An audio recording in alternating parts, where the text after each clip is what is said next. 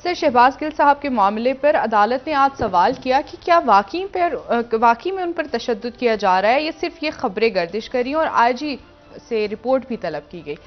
जबकि पंजाब हुकूमत इन खबरों की तरदीद कर रही और कह रही है कि कोई तशद्दुद नहीं किया गया शहबाज गिल साहब पर। आप क्या समझते हैं कि अगर रिपोर्ट में तशद्दुद वाकई में वाज़े हो जाती है तो फिर इसके कॉन्सिक्वेंसेस क्या होंगे?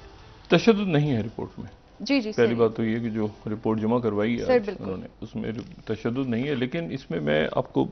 एक दो बातें इसमें मज़ीद तरह ऐड करूँ। पहली बात तो ये कि आपने जो इमरान खान साहब की आज तकरीर उन्होंने की मीडिया के हवाले से, उस तकरीर से ये बिल्कुल वाज़ेह हुआ है कि वो जो एक बैकडोर डिप्लोमेसी हो रही थी जिसमें फैसल वाउडा साहब और परवेज़ खटक साहब शरीक थे, वो बैकडोर डिप्लोमेसी जो है वो बात आगे नहीं बढ़ी।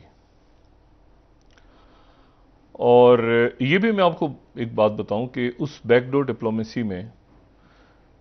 ये बड़ी एक अजब सी लगेगी बात, लेकिन उस बैकडोर डिप्लोमेसी में मुस्लिम लीग नून के भी एक अहम रहनुमा शामिल थे। अच्छा। मुस्लिम लीग नून के एक अहम रहनुमा भी परवेज़ खटक साहब के साथ ये कोशिश कर रहे थे कि इमरान खान साहब और जो इस्टेब्लिशमेंट है उनका तनाव कम हो। ये बड़ी इंटरेस्टिंग बात है। और एक ऐसी शख्सियत जो वफाकी वजीर भी हैं, ठीक है, वो भी कोशिश कर रहे थे कि तलखी कम हो, लेकिन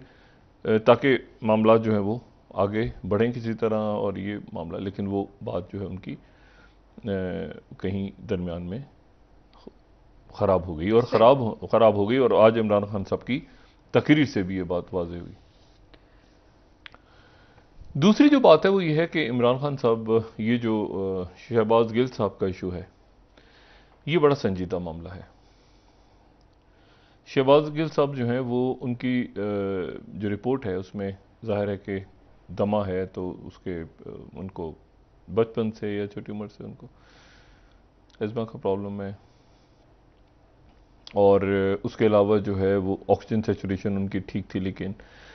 चेस्ट एक्सरेज वगैरह सजेस्ट किए डॉक्टर्स ने, ज़ाहिर है वो पैचेस वगैरह मुख्तलिफ आ जाते हैं लंग्स पे। और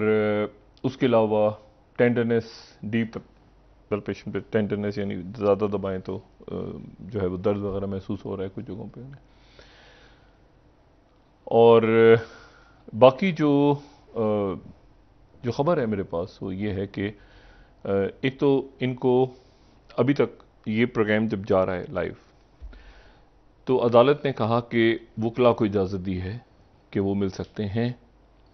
फैसल चौधरी साहब, लेकिन वो अदालत का चूंकि फैसला नहीं आया अभी तक हॉस्पिटल में, तो इसलिए वकला अभी तक उनसे मिल नहीं सके, और इस मुकदमे की समाअत जो है वो पीर तक चली गई है। इस दौरान आज रात या कल सुबह या रात गए या किसी भी वक्त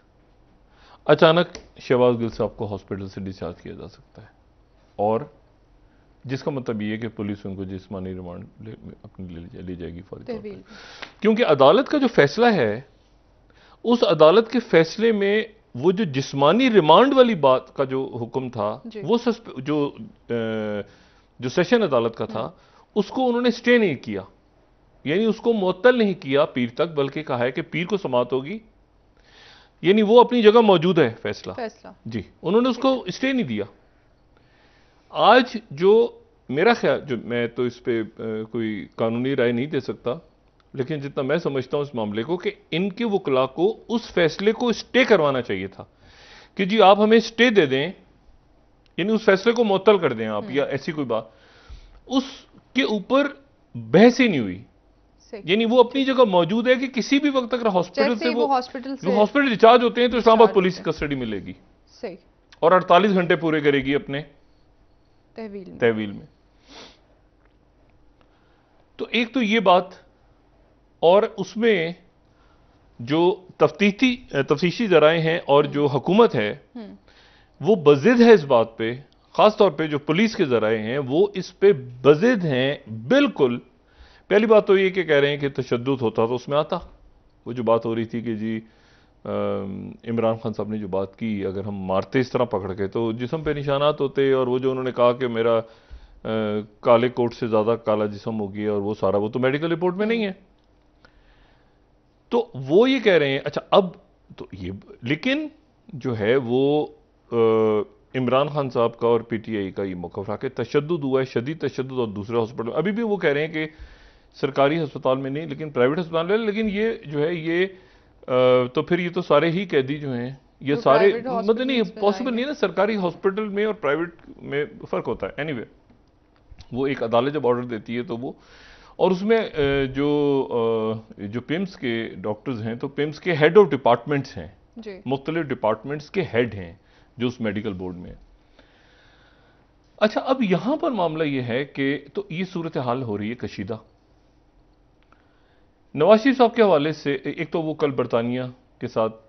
पाकिस्तान का जो हवालगी का मुआहदा साइन हो गया कि जो भी यहाँ पे ऐसे लोग जो कि अपने मुल्कों में वांटेड हैं और कानून उनको तलाश कर रहा है और वो बरतानिया में आ गए हैं, तो उनको बरतानिया वापस करेगा। ठीक। पाकिस्तान में अगर बरतानिया से ऐसे लोग आ जाते हैं तो पाकिस्तान तो कहे बगैर ही वापस कर देता है। ठीक है ना, हमसे तो कहने की जरूरत ही नहीं पेश आती। हम तो कभी कभी अपने लोग भी दे देते हैं गलती से। बहरहाल मसला ये है कि वो जो है वो, तो ये एक मामला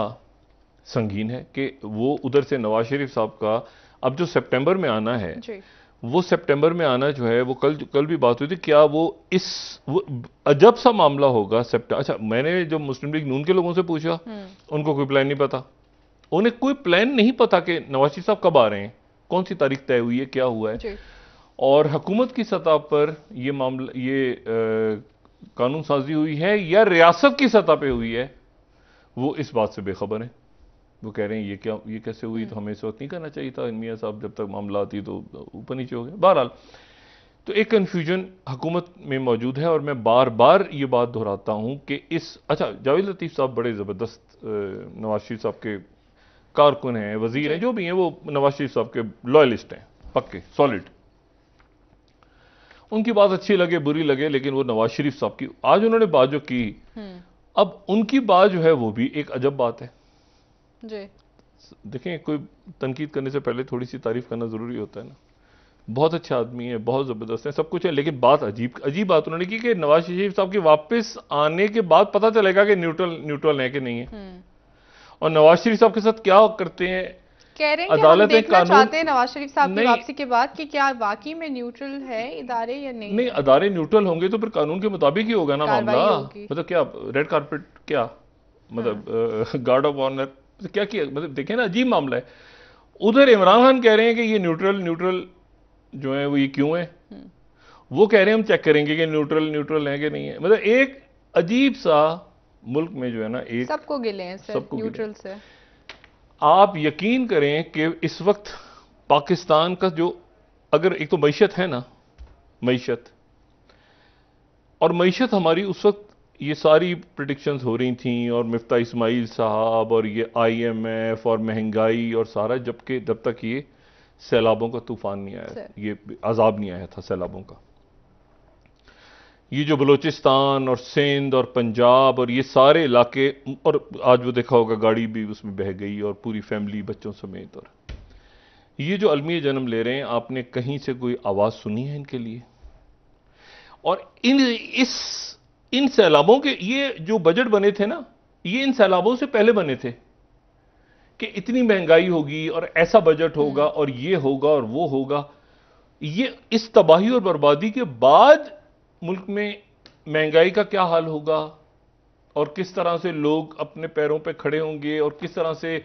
बिजली का सारा निजाम और पानी का सारा, सड़कें टूट गई हैं, बह गई, और ये कब तक होगा, कब तक जारी रहेगा। अगर किसी एक चीज में दिलचस्पी नहीं है किसी को, तो वो ये है जो कि पूरे मुल्क के अंदर ये तबाही और बर्बादी आई हुई है, और इसमें एक या तो इंतजामिया, या फिर लोग खुद, या फिर कहीं एडिटर्स, कहीं सैलानी, कहीं छिपा, कहीं और इस तरह की और तंजीमें जो वॉलंटियर्स की हैं, या लोग खुद एक दूसरे की मदद कर रहे हैं। कोई कश्तियां लेके उतर रहा है पानी में, कोई बच्चों को ढूंढ रहा है, उनकी लाशें तलाश हो रही हैं। ये मजाल है जो कोई शख्स किसी के घर जाके कहीं खड़ा आपको नजर आ जाए, कोई वजीर, कोई मुशीर, कोई एमएनए, कोई एमपी, अक्रॉस द बोर्ड किसी जमात का कोई शख्स आपको वहां खड़ा नजर आ जाए कि अब कहेंगे मीडिया कहां होता है, मीडिया तो होता है ना, तभी तो ये पिक्चर्स बनती हैं, तस्वीरें आती हैं। लेकिन मसला यह है कि ये पहली दफा ऐसा हो रहा है कि यानी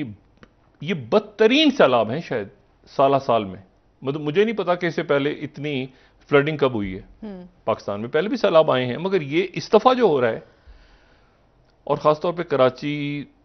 समेत सिंध के दूसरे इलाकों में, सांगड़ में, हैदराबाद, डूबे हुए हैं शहर, बलोचिस्तान, पंजाब के इलाके, फसलें डूब गई, फसलें